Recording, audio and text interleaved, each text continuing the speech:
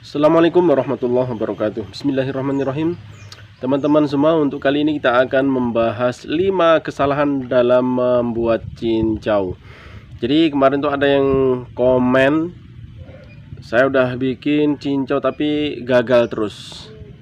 Mungkin di antara penyebabnya ada salah satu kesalahan dalam membuat cincaunya. Ya, kita langsung aja ke informasinya. Untuk yang pertama kali itu, dalam memilih daun itu asal-asal mengambil daun. Jadi untuk pembuatan cincau itu usahakan daun yang kita pilih adalah daun yang betul-betul segar ya teman-teman, betul-betul segar seperti ini. Nah, ini penampakan contoh daun cincau yang betul-betul masih segar. Nah, ini baru ganti daun, belum lama ini dia sudah semi dan belum terlalu tua dan belum berdebu dan masih sangat-sangat bagus. Ini daunnya ini cocok untuk dibikin cincau.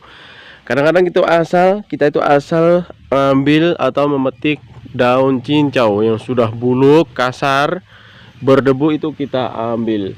Nah, itu nanti hasilnya agak kurang maksimal. Maka perlu kita memilih daun itu, kita pilih daun yang betul-betul segar. Kemudian kita lanjut untuk yang kedua. Yang kedua, kadang-kadang kita itu membuat cincau langsung kita peras tanpa kita rebus terlebih dahulu.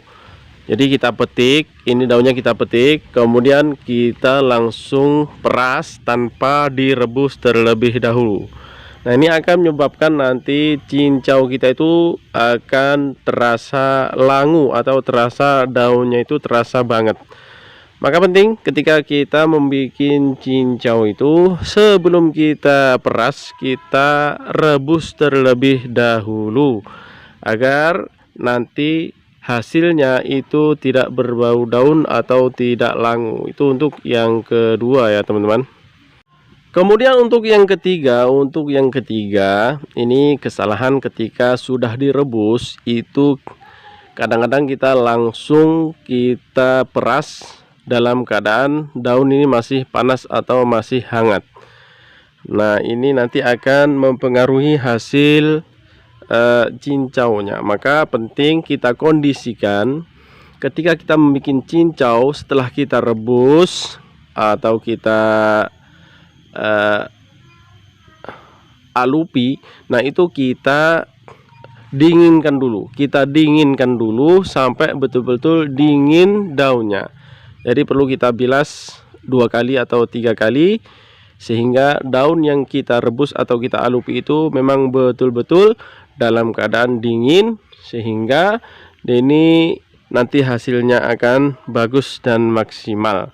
Itu untuk yang ketiga ya teman-teman. Untuk yang keempat, ini jangan sampai kita lakukan ketika kita membuat cincau, kita kasih pewarna atau pasta makanannya ini terlalu banyak, nanti akan menyebabkan cincaunya itu akan terasa pahit. Maka penting kita menggunakan pasta itu secukupnya, jangan terlalu berlebihan.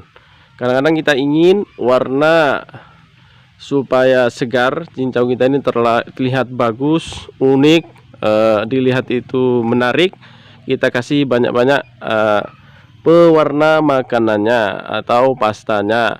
Nah, ini nanti akan menyebabkan cincau kita akan pahit. Maka gunakan secukupnya, sedikit saja, sedikit, sehingga cincau ini nanti tidak akan terasa pahit. Kemudian yang kelima atau yang terakhir, ini ketika kita mengambil pengental cincau yang berasal dari abu. Nah, ini abu yang biasa kita gunakan, abu dapur atau abu daun pisang. Ini jangan sampai kita mengambil abu dapurnya ini di bagian yang bawah, sehingga abu itu sudah bercampur dengan pasir atau tanah yang ada di bawah. Tapi kita kondisikan memang abu yang kita ambil itu adalah abu yang berada di atas, di bagian atas. Maka penting kita ambil abu yang di bagian atas yang betul-betul dia ini bisa berterbangan. Jangan sampai kita ambil bagian bawah itu sudah bercampur dengan tanah atau bercampur dengan pasir, itu berarti hasilnya kurang maksimal ya teman-teman. Jadi itu 5 kesalahan yang sering terjadi ketika kita membuat cincau yang perlu kita hindari. Jadi itu ya teman-teman semua, 5 kesalahan dalam membuat cincau supaya kita mengetahui. Mohon maaf untuk para master cincau dan teman-teman semua, bukan kami menggurui atau sok tahu sok pintar. Ini hanya sekedar berbagi pengalaman. Semoga ada manfaatnya, kurang lebihnya mohon maaf. Wassalamualaikum warahmatullahi wabarakatuh.